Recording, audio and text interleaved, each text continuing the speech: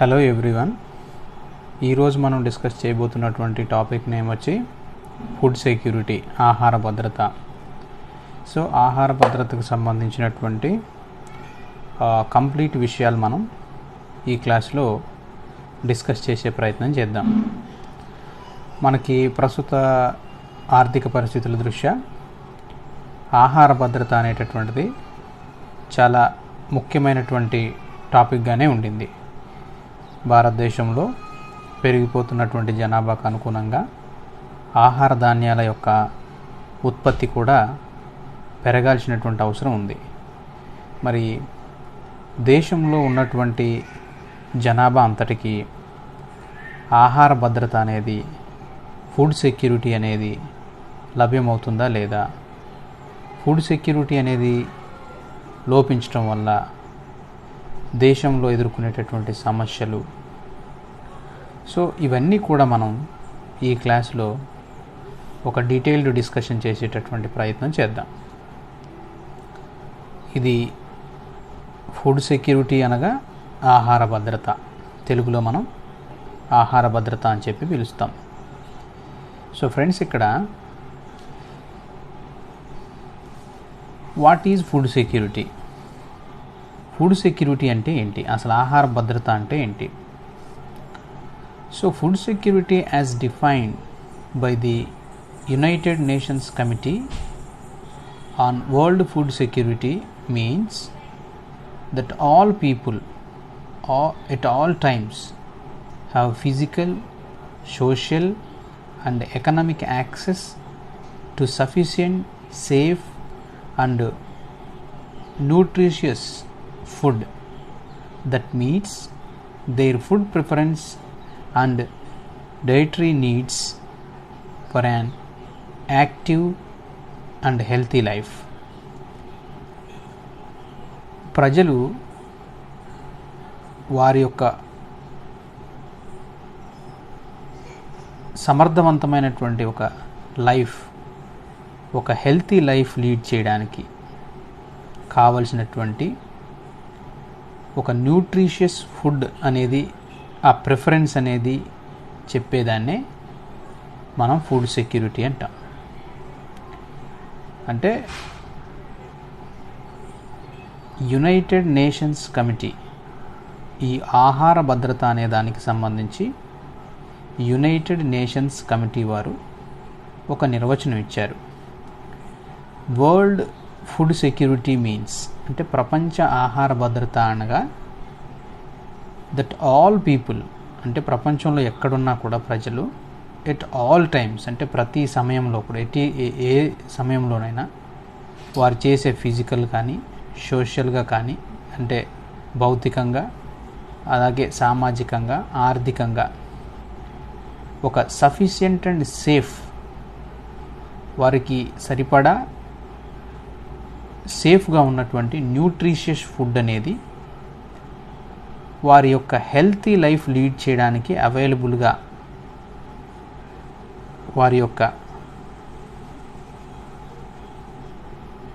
నీడ్స్కి తగ్గట్లుగా,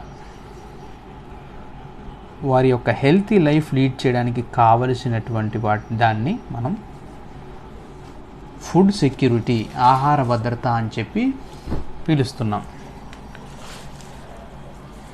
సో ఇక్కడ ఈ నిర్వచనం ఇచ్చినటువంటి వారు యునైటెడ్ నేషన్స్ కమిటీ. సో వీరు వరల్డ్ ఫుడ్ సెక్యూరిటీకి సంబంధించినటువంటి ఒక డెఫినేషన్ ఇచ్చేటటువంటి ప్రయత్నం చేశారు. సో కాబట్టి ప్రపంచంలో ఎక్కడైనా ఏ మనిషి అయినా కూడా తన యొక్క స్టామినాకు తగినట్టుగా సామాజికంగా కానీ ఆర్థికంగా కానీ వారి యొక్క అవసరాలకు తగ్గట్లుగా వారి యొక్క పనికి తగ్గట్లుగా సఫిషియెంట్గా సేఫ్గా ఉన్నటువంటి ఒక న్యూట్రిషియస్ ఫుడ్ అనేది అవైలబుల్ ఉండాలి వారి యొక్క హెల్తీ లైఫ్ నడిపించడం కోసం. సో దాన్ని మనం ఏమంటాము అంటే ఆహార భద్రత లేదా ఫుడ్ సెక్యూరిటీ అని చెప్పి పిలుస్తున్నాం. Food security is the combination of the following 3 elements. ఒక 3 రకాలైనటువంటి ఎలిమెంట్స్ని మనం ఫుడ్ సెక్యూరిటీ అని చెప్పి పిలుస్తున్నాం. సో ఇక్కడ ఫస్ట్ ఎలిమెంట్ ఏంటి అంటే ఫుడ్ అవైలబిలిటీ. అసలు ఫుడ్ అనేది ఎంత అవైలబిలిటీ ఉంది. That is food must be available in sufficient quantities and on a consistent basis. అలాగే it considered stock and production in a given area and the capacity to bring in food from elsewhere through trade or aid. ఇక్కడ food availability అనేది ఎలా ఉండాలి అంటే it must be available in sufficient quantities and on a consistent base. అంటే ఈరోజు available అంటే food ఆహారం అనేది ఆ దేశంలో ఉన్నటువంటి ప్రజలకు కానీ ఒక ప్రాంతంలో ఉన్నటువంటి ప్రజలకు కానీ అది ఎలా ఉండాలి అంటే అవైలబుల్గా ఉండాలి, సఫిషియెంట్ క్వాంటిటీస్లో అవైలబుల్గా ఉండాలి, అది కూడా కన్సిస్టెంట్ బేస్ మీద ఉండాలి. అంటే ఒకరోజు అత్యధికంగా లభించడము, ఒకరోజు లోయెస్ట్ ఫుడ్ అనేది అవైలబుల్ ఉండడము. సో క్వాంటిటీస్లో కూడా ఎలాంటి ఫ్లక్చువేషన్స్ లేకుండా ఒక కన్సిస్టెంట్ బేస్లో వారికి అవైలబుల్ అనేది ఉండాలి. సో ఇట్ కన్సిడర్డ్ అది ఏం చెప్తుందంటే stock and production in a given area and the capacity to bring in food from elsewhere through trade or aid. So ఎలాగైనా కానీ మనం ఫుడ్ సప్లైస్ ఏదైతే ఉన్నాయో దాని యొక్క స్టాక్ ఆర్ ప్రొడక్షన్ అనేది కూడా ఆ ఏరియాకు తగ్గట్టుగా ఆ కెపాసిటీని బట్టి ట్రేడ్ ద్వారా మనం ఫుడ్ అవైలబిలిటీ అనేటటువంటిది చూసుకోవాలి. సో ఫుడ్ సెక్యూరిటీలో ఉన్నటువంటి మెయిన్ ఇంపార్టెంట్ 3 ఎలిమెంట్స్లో ఫస్ట్ ఎలిమెంట్ వచ్చి ఫుడ్ అవైలబిలిటీ అనేది it is one of the most important element, food availability. So availability means sufficient quantities on a consistent base. So consistent బేస్లో ఇది available అనేది ఉండాలి. అలాగే ఫుడ్ యాక్సెస్ అనేది ఉండాలి. సెకండ్ ఎలిమెంట్ ఏంటంటే ఫుడ్ అవైలబిలిటీ అనేది ఉన్నాక అది ఫ్లక్చువేషన్ లేకుండా కన్సిస్టెంట్గా ఒక రాష్ట్రంలో కానీ ఒక దేశంలో కానీ ఒక ప్రాంతంలో కానీ ప్రజలకు ఫుడ్ అవైలబిలిటీ అనేది ఒకరోజు ఎక్కువగాను ఒకరోజు తక్కువగాను కాకుండా ఆ క్వాంటిటీ అనేది ఫుడ్ అవైలబిలిటీ అనేది కన్సిస్టెంట్గా ఫ్లక్చువేషన్ లేకుండా ఎప్పుడూ ఒకే రకంగా దొరికే విధంగా దాన్ని ఆ ఫుడ్ సప్లై కానీ ఆ ప్రొడక్షన్ కానీ ఉంచుకోవాల్సినటువంటి అవసరాన్ని చెప్తుంది. నెక్స్ట్ ఇంపార్టెంట్ ఎలిమెంట్ వచ్చి food access. Food access means people must be able to regularly acquire adequate quantities of food through purchase, home production, అలాగే barter, gifts, borrowing or food aid. So ఈ food access అనేది ఎలా ఉండాలి? People must be able to regularly acquire adequate quantities of food. ప్రజలు ఆ ప్రాంతంలో ఒక దేశంలో కానీ ఒక ప్రాంతంలో కానీ ఒక రాష్ట్రంలో కానీ ప్రజలు అనేవాళ్ళు ఫుడ్ అనేటటువంటి సప్లై ఏదైతే ఉందో అది యాక్సెస్ ఉండాలి. ఫుడ్ అవైలబిలిటీ చూసాము, ఆ అవైలబుల్ ఉన్నటువంటి ఫుడ్ మనకి యాక్సెసిబుల్గా కూడా ఉండాలి. అది రెగ్యులర్గా acquire adequate quantities of food, మనకి ఎంత కావాలనో ఆ పరిమాణంలో తీసుకోవడానికి యాక్సెస్ ఉండాలి. అది త్రూ పర్చేజ్ చేసుకోవడానికి కానీ, హోమ్ ప్రొడక్షన్స్ కానీ, బార్టర్ కానివ్వండి అంటే వస్తు మార్పిడి లాగా అనుకోండి, గిఫ్ట్ కానివ్వండి, బారోయింగ్ కానివ్వండి, సో ఫుడ్ ఎయిడ్ కానీ, ఈ విధంగా మనకి ఫుడ్ అనేటటువంటిది యాక్సెస్ అనేది ఉండాలి. ఫస్ట్ పాయింట్ ఏం చెప్పాము? ఫుడ్ అవైలబిలిటీ అని చెప్పాము.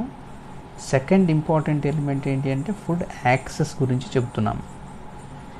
ఇక థర్డ్ పాయింట్ ఏంటి అంటే ఫుడ్ యూటిలైజేషన్. ఫుడ్ యూటిలైజేషన్ అంటే consumed food must be or must have a positive nutritional impact on people. So it entails cooking, storage and hygiene practice, individuals health, water and sanitization, sanitations, feeding and sharing practice within the household. So food availability, food access, food utilization. So ఈ 3 important elements అన్నింటినీ కలిపే మనం food security అని చెప్పి పిలుస్తున్నాం. So food utilisation అనేది consumed food must have a positive nutritional impact on people. ఎంత ఉపయోగించుకున్నారు, ఎంత తిన్నారు ప్రజలు అనేటటువంటిది ఆ న్యూట్రిషనల్ ఇంపాక్ట్ అనేది ప్రజల మీద కనిపిస్తుంది. ఇట్స్ ఎ పాజిటివ్ ఇంపాక్ట్ అనేది కనిపిస్తుంది. సో ఇట్ ఎంటైల్స్ కుకింగ్ కానీ, స్టోరేజ్ అండ్ హైజీన్ ప్రాక్టీసెస్ కానీ, ఇండివిజువల్స్ హెల్త్ కానివ్వండి, water and sanitations, feeding and sharing practice with in the house hold. So ఈ విధంగా ఫుడ్ సెక్యూరిటీ, ఆహార భద్రత అనేది, ఫుడ్ అవైలబిలిటీ, ఆహారం ఎంత అందుబాటులో ఉండింది, ఫుడ్ యాక్సెస్, దాన్ని మనం అందుబాటులోకి ఫుడ్ సప్లై ఎంత ఉండింది, అది మనకు అందుబాటులో ఎంత ఉండగలిగింది, దాన్ని మనం ఎంత ఉపయోగించుకున్నాము. So food availability, food access, food utilization. So ఈ 3 ఇంపార్టెంట్ ఎలిమెంట్స్ అనేటటువంటి వాటిని కలిపి మనం ఫుడ్ సెక్యూరిటీ అని చెప్పి పిలుస్తున్నాము. తర్వాత food security is closely related to household resources, disposable income and socio economic status. ఇక్కడ food security is closely related to house hold resources. కుటుంబంలో ఉన్నటువంటి మనం ఇంట్లో ఉన్నటువంటి రీసోర్సెస్ పైన ఆధారపడి ఉంటాయి. Especially disposable income and socio economic status. మనం ఖర్చు చేసేటటువంటి ఆదాయాన్ని డిస్పోజబుల్ ఇన్కమ్ అని చెప్పి పిలుస్తాం.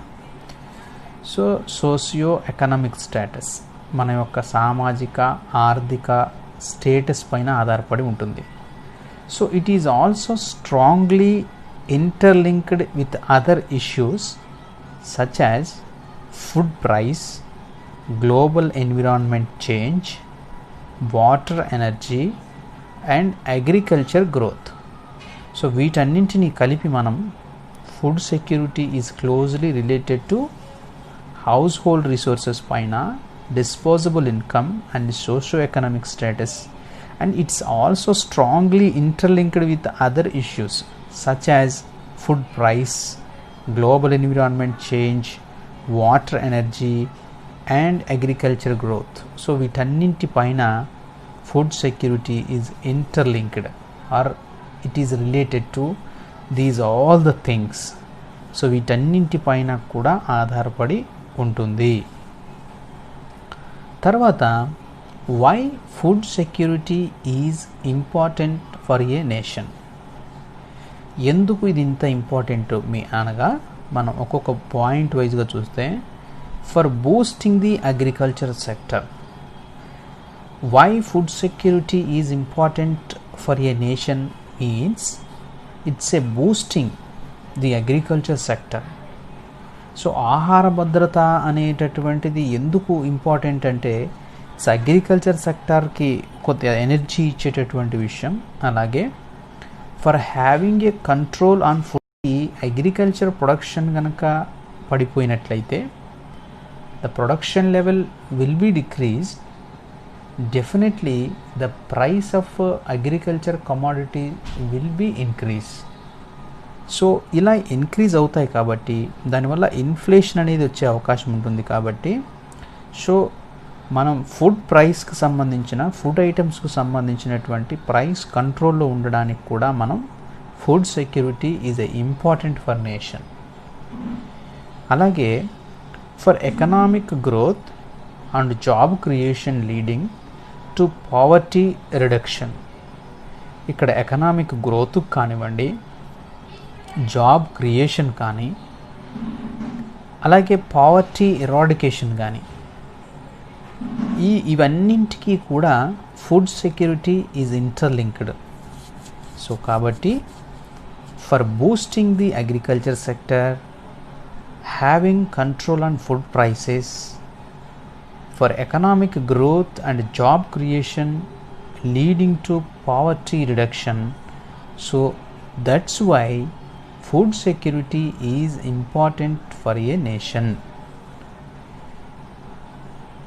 Another point, why food security is important for a nation? For trade opportunities. So trade opportunities కోసం కూడా ఫుడ్ సెక్యూరిటీ అనేది it's important. For increased global security and stability. For improved health and health care.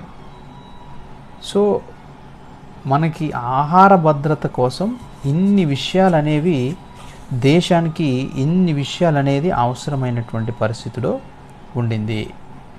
So మనం ఏం చెప్పుకుంటున్నాం ఇక్కడ, why food security is important for a nation. ఒక దేశానికి ఆహార భద్రత అనేది ఎందుకు అంత ముఖ్యం అంటే, ఆహార భద్రత ఎందుకు అంత ముఖ్యము అంటే, భారతదేశంలో కానీ అంటే అది ఏ దేశమైనా పర్లేదు, అది ఇండియా కానివ్వండి, any country in the world,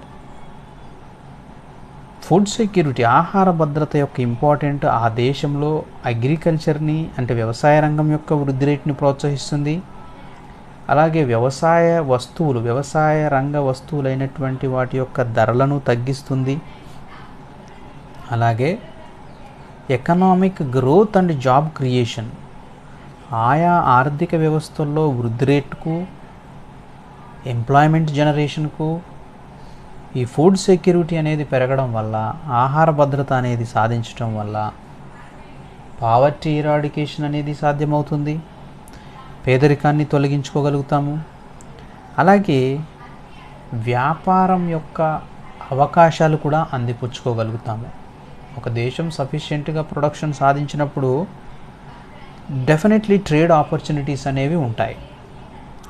తర్వాత for increased global security and stability, ప్రపంచవ్యాప్తంగా కూడా ఆయా పర్టికులర్ కంట్రీకి సంబంధించినటువంటి సెక్యూరిటీ కానీ, ఫుడ్ ఐటమ్స్కి సంబంధించినటువంటి స్టెబిలిటీ కానీ it's a more important nowadays it's a more important.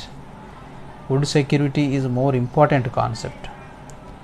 For improved health and health care. So వీటితో పాటుగా హెల్త్ అండ్ హెల్త్ కేర్కి సంబంధించినటువంటి విషయాల్లో కూడా ఈ రకమైనటువంటి బెనిఫిట్ అనేది ఉంటుంది. తర్వాత ఫుడ్ సెక్యూరిటీ ఇన్ ఇండియా. ఇప్పుడు మనం దేశానికి వద్దాం.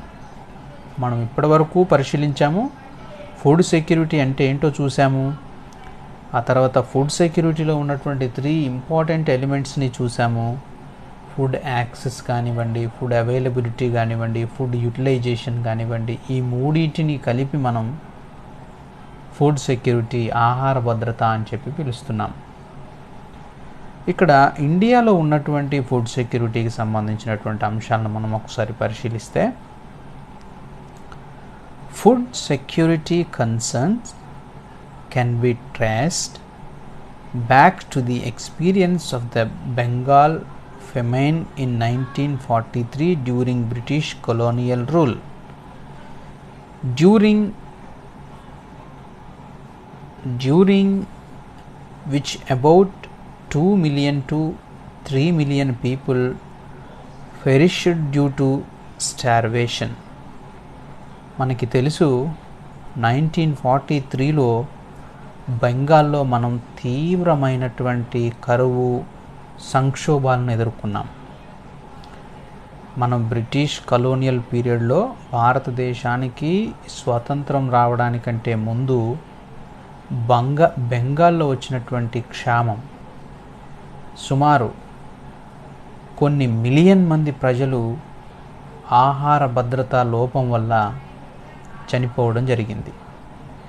ఆ తర్వాత ఇండియా అమెరికాతో ఆహార భద్రతలో భాగంగా, ఫుడ్ సెక్యూరిటీలో భాగంగా PL 480 అని అమెరికా నుండి ఇండియా గోధుమలను దిగుమతి చేసుకున్నటువంటి పరిస్థితులని చూసాం. సో మనకి స్వాతంత్రం వచ్చే నాటికి బెంగాల్లో మనం ఫేస్ చేసినటువంటి ఈ క్షామం ఈ కరువు ఏదైతే ఉందో, ఆహార ధాన్యత, ఆహార భద్రత లోపం వల్ల జరిగినటువంటి కరువు పరిస్థితుల దృష్ట్యా ఎంతోమంది ప్రజలు ప్రాణాలను కోల్పోవడం అనేది జరిగింది. సో కాబట్టి 2 to 3 million people perished due to starvation. So ఇలాంటి ఒక విపత్కరమైనటువంటి పరిస్థితిని మనం అప్పుడు చూసాం.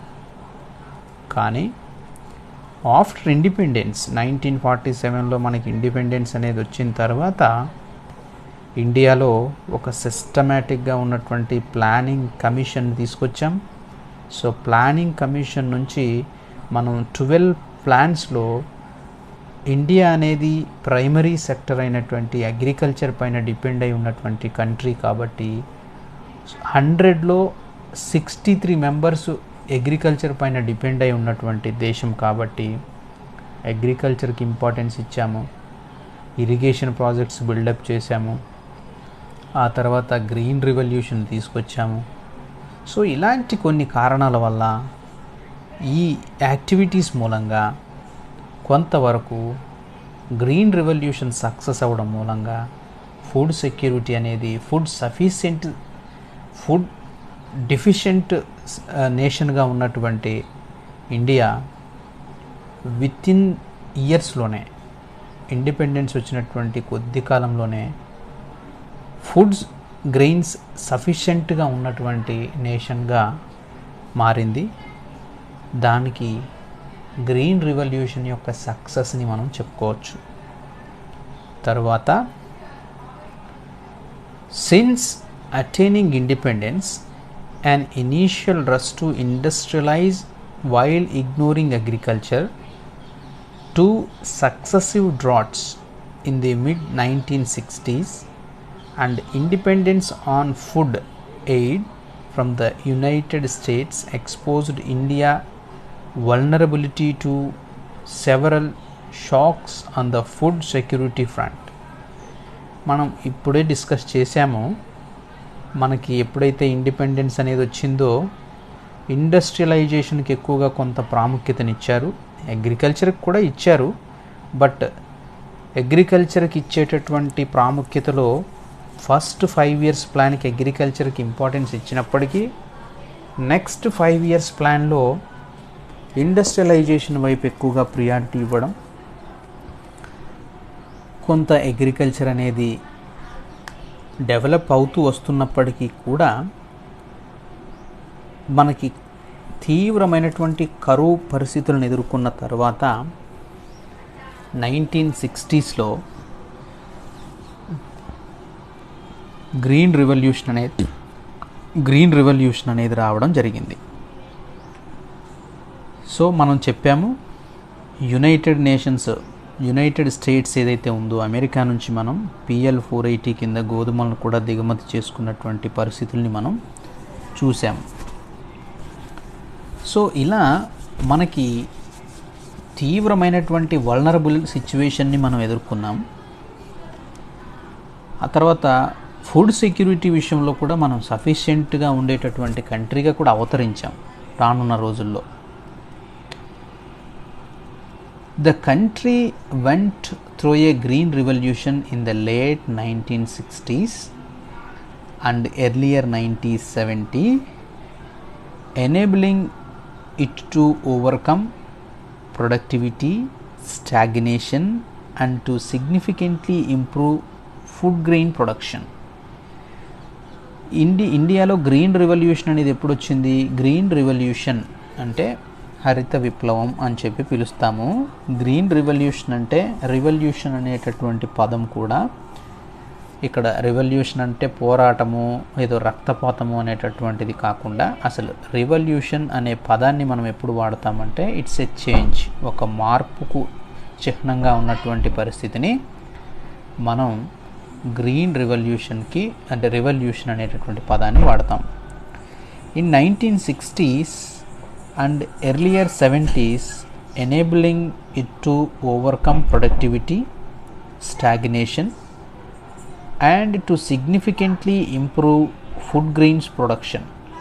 తర్వాత ఏమైంది అంటే సిగ్నిఫికెంట్గా ఫుడ్ గ్రెయిన్స్ యొక్క ప్రొడక్షన్ అనేది క్రమక్రమంగా పెరుగుతూ పోవడాన్ని మనం గమనించవచ్చు.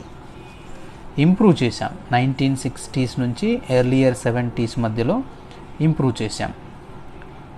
తర్వాత the green revolution was followed by the white revolution which was initiated by Operation Flood during the 1970s and 1980s. So this national initiatives has revitalized liquid milk production and marketing in India, making it the large producer of milk. So ఎప్పుడైతే green revolution success అవుతూ వస్తున్నామో దాన్ని ఫాలోగా దాని వెంటనే వర్గీస్ కురియన్ గారి యొక్క నేతృత్వంలో white revolution అంటాం, అంటే తెల్లని విప్లవం లేదా ఆపరేషన్ ఫ్లడ్ అంటారు దీన్ని. సో పాల వెల్లువ, పాల ఉత్పత్తి కోసం జరిగినటువంటి విప్లవాన్ని వైట్ రెవల్యూషన్ అని చెప్పి పిలుస్తాం. సో ఆపరేషన్ ఫ్లడ్ అనేది కూడా మనకి 1970s 1980s మధ్య వచ్చింది.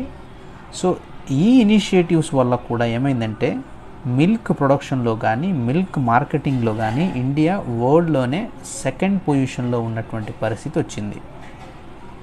సో ఈ విధంగా గ్రీన్ రెవల్యూషన్ కానివ్వండి, తర్వాత వైట్ రెవల్యూషన్ కానివ్వండి, ఇండియాని ఒక సఫిషియెంట్ ఫుడ్ సెక్యూరిటీ ఉన్నటువంటి కంట్రీగా మార్చాయని మనం చెప్పుకోవచ్చు. India currently as the largest number of undernourished people in the world, that is around 195 million. So ఈ విధంగా పాల ఉత్పత్తిలోనే మనం ఇండియా వరల్డ్లో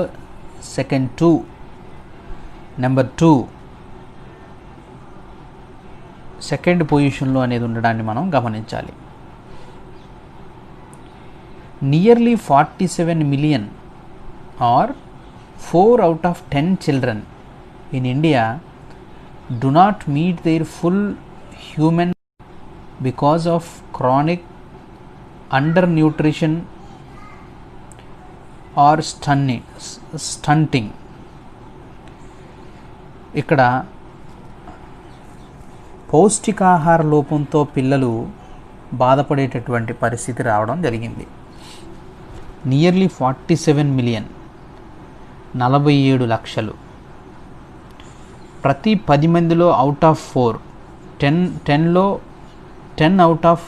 4 out of 10 children in India do not meet their full human potential because of ఇక్కడ chronic under nutrition అనేటటువంటి problem ఉండింది. అంటే severe అనేటువంటి ప్రాబ్లాన్ని మనం క్రానిక్ అంటాము. సో ఈ క్రానిక్ అండర్ న్యూట్రిషన్ ఏదైతే ఉందో, పౌష్టికాహార లోపం ఏదైతే ఉందో, స్టంటింగ్ ఏదైతే ఉందో, ఆ పరిస్థితి ఎదుర్కొన్నాము. ఫుడ్ సెక్యూరిటీ ఇన్ ఇండియాలో agricultural productivity in India is extremely లో. మనం గమనించినట్లయితే ఇండియాలో అగ్రికల్చర్ యొక్క ప్రొడక్షన్ అనేది 5 years ప్లాన్స్ నుంచి మొదలు పెడితే ఇప్పటి వరకు కూడా మనం productivity is a process, production is a number, but productivity is a process అని చెప్తాం మనం. అంటే ఉత్పత్తిలో వస్తున్నటువంటి మార్పులతో కూడినటువంటి దానిని మనం ప్రొడక్టివిటీ అంటాం.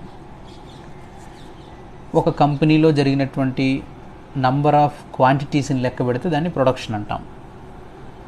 సో ఆ ప్రొడక్షన్లో మనం యూస్ చేస్తున్న టెక్నాలజీకి ఎంత ప్రొడక్షన్ వస్తుంది అనే దాన్ని ఇన్పుట్ అవుట్పుట్ రేషియోలో కానీ చెప్పేదాన్ని, ఇంత టెక్నాలజీని వాడితే ఇంత ప్రొడక్షన్ వస్తుంది, ఇంత లేబర్ని వాడితే ఇంత ప్రొడక్షన్ అనేది వస్తుంది అనేదాన్ని ప్రొడక్టివిటీ, ఆ ప్రాసెస్ని మనం ఏమంటామంటే ప్రొడక్టివిటీ అంటాం.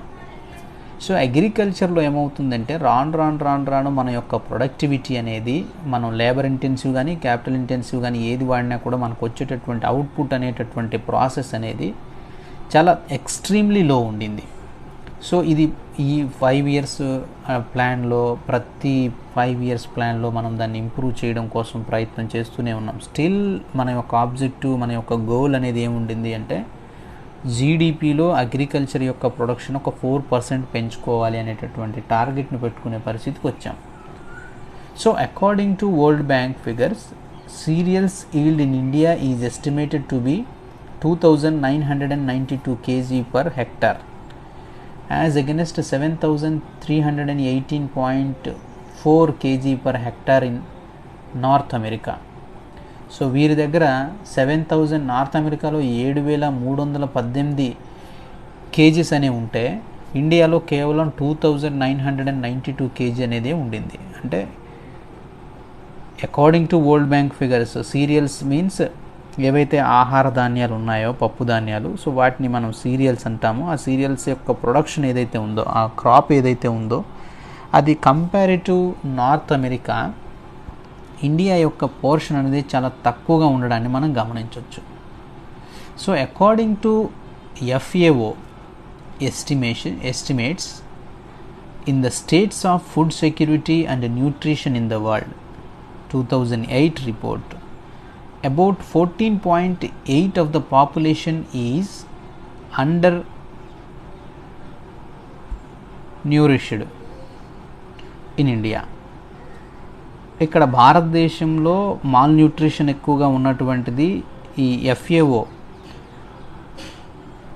వారి యొక్క estimations, the state of food security and nutrition in the world report 2018, ఈ రిపోర్ట్ ప్రకారము 14.8 ఆఫ్ ద పాపులేషన్, మన భారతదేశంలో 14.8% మంది ప్రజలు అనేవాళ్ళు ఈ అండర్ న్యూట్రిషన్లో ఉన్నారు అనేటటువంటి పరిస్థితిని తెలియజేస్తుంది. India ranked 76th in 113 countries assessed by the Global Food Security Index in the year 2018 based on the 4 parameters: affordability, availability and quality and safety. ఈ 4 ఇండెక్స్ ఏవైతే ఉన్నాయో, ఈ 4 పారామీటర్స్లో ఇండియా యొక్క ప్లేస్ అనేది అవుట్ ఆఫ్ 113 కంట్రీస్లో మన యొక్క ప్లేస్, మన యొక్క ర్యాంక్ అనేది 76th ప్లేస్లో ఉండింది. సో ఇక్కడ పారామీటర్స్ ఏం తీసుకున్నారు వీళ్ళంటే, ఆఫోర్డబిలిటీ, ఫుడ్ ఆఫోర్డబిలిటీ, ఫుడ్ అవైలబిలిటీ ఎంత ఉంది, దాని యొక్క క్వాలిటీ అండ్ సేఫ్టీ అనేటటువంటి పారామీటర్స్లో తీసినప్పుడు ఇలా ఈ 4 పారామీటర్స్ని బేస్ చేసుకొని ఈ ఎవరైతే the global food security index అనే వాళ్ళు క్రియేట్ చేసినటువంటి, సమకూర్చుకున్నటువంటి డేటాలో మనకు వచ్చినటువంటి సమాచారం ఏంటి అంటే, ఇండియా అనేది 76వ స్థానంలో ఉండింది అని చెప్తున్నారు. As per the global hunger index 2018, India was ranked 103 out of 119 qualifying countries. ప్రపంచ ఆకలి సూచికల్లో కూడా భారతదేశం అనేది, అయితే ఇక్కడ ఒక్కొక్క రిపోర్ట్ అనేది ఈ ఫుడ్ సెక్యూరిటీ వాళ్ళు ఇచ్చినటువంటి గ్లోబల్ ఫుడ్ సెక్యూరిటీ ఇండెక్స్ కానివ్వండి, అలాగే గ్లోబల్ హంగర్ ఇండెక్స్ కానివ్వండి, ఇవన్నీ కూడా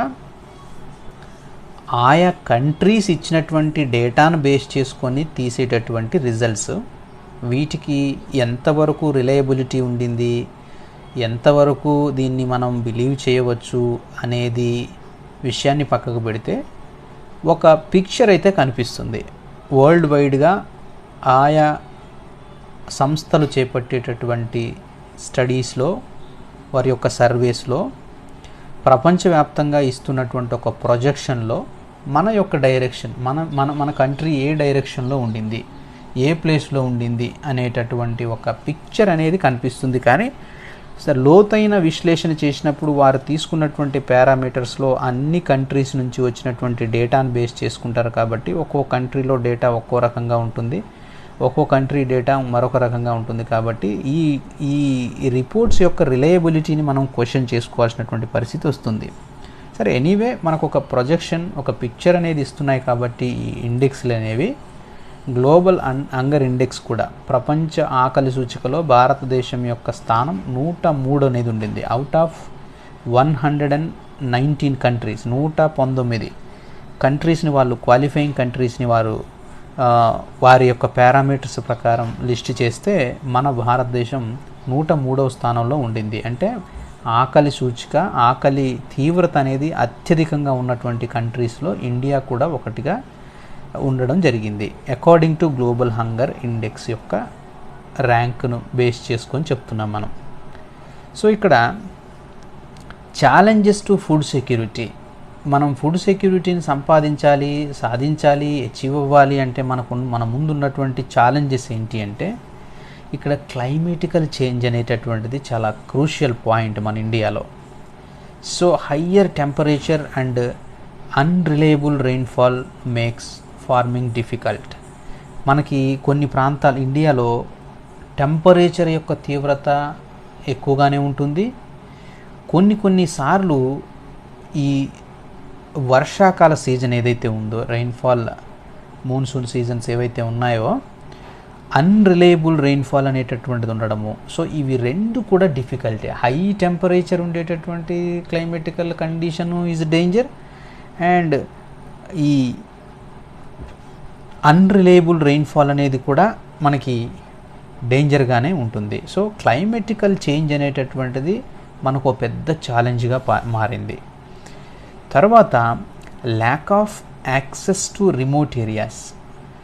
for the tribal communities, habitation in remote difficult terrains and practice of subsistence farming has led to significant economic backwardness. మనకి ఈ హిల్ ఏరియాస్ కానీ, తర్వాత టెర్రైన్ ఏరియాస్ కానివ్వండి, ఈ ట్రైబల్ కమ్యూనిటీస్ కల్టివేషన్ చేస్తున్నటువంటి ఆ హ్యాబిటేషన్స్కి మనకి యాక్సెస్ అనేది తక్కువగా ఉండడం కూడా మన ఆహార భద్రతకు సంబంధించినటువంటి మనం ఎదుర్కొనేటటువంటి ఛాలెంజెస్లో ఈ lakh of access to remote areas అనేది కూడా ఇంపార్టెంట్ థింగ్గా ఉండింది. తర్వాత ఛాలెంజెస్ టు ఫుడ్ సెక్యూరిటీలో మనకి increase in rural to urban migration, large portion of informal work force resulting in unplanned growth of slums which lack in the basic health and hygiene facilities, insufficient housing and increased food insecurity. ఇక్కడ మన ఇండియాలోనే కాదు, ప్రపంచంలో ఏ దేశంలో అయినా కూడా ఈ migration అనే ప్రాబ్లం ఉండింది. బట్ మన కంట్రీ విషయాన్ని చూస్తే రూరల్ టు అర్బన్ మైగ్రేషన్ అనేటటువంటిది ఎక్కువగా ఉంటుంది. సో కాబట్టి ఈ లార్జ్ పోర్షన్లో ఈ రూరల్ నుంచి అర్బన్కి వెళ్ళినటువంటి ప్రజలకు ఎక్కడ అన్ప్లానెడ్ గ్రోత్లో ఉన్నటువంటి ఆ స్లమ్ ఏరియాస్లో ఏర్పడము, ఆ స్లమ్స్లో నివాసం ఉండడము, అక్కడ బేసిక్ హెల్త్ కానీ హైజీన్ ఫెసిలిటీస్ కానీ ఉండకపోవడము, ఇన్సఫిషియెంట్ హౌసింగ్ ఉంటుంది, రోడ్డు పక్కనే ఫుట్పాత్ల మీదనే ఉంటారు. అలాగే ఇంక్రీజ్డ్ ఫుడ్ ఇన్సెక్యూరిటీ, వారికి ఆహార భద్రతను అందించడం కూడా చాలా కష్టతరంతో కూడినటువంటి సమస్యగా ఉంటుంది. సో కాబట్టి మనకి రూరల్ టు అర్బన్ మైగ్రేషన్ అనేది కూడా ఈ ఫుడ్ సెక్యూరిటీని మనం ఫేస్ చేసేటటువంటి, ఫుడ్ సెక్యూరిటీలో మనం పొందేటటువంటి ఛాలెంజెస్లో ఈ మైగ్రేషన్ కూడా one of the main important cause. అలాగే అన్మానిటర్డ్ న్యూట్రిషన్ ప్రోగ్రామ్స్. ఇక్కడ a number of programmes with improving nutrition as their main component are planned in the country, but these are not properly implemented. మనకి గవర్నమెంట్లో ఎన్నో రకాలైనటువంటి welfare schemes తీసుకొచ్చినప్పటికీ కూడా, child health కేర్లైనా, తర్వాత ఈ బాలింతలకు సంబంధించినటువంటివైనా ఏవైనా కూడా ఈ న్యూట్రిషన్ ప్రోగ్రామ్స్లో న్యూట్రిషన్ ఎంత ఇస్తున్నాము అనేటటువంటి ఒక మానిటరింగ్ అనేటటువంటిది లేకపోవడము. So the number of programmes with improving nutritions as their main components are planned in the country, not properly implemented. ప్రాపర్గా ఇంప్లిమెంటేషన్ లేకపోవడం కూడా ఒక ఛాలెంజ్.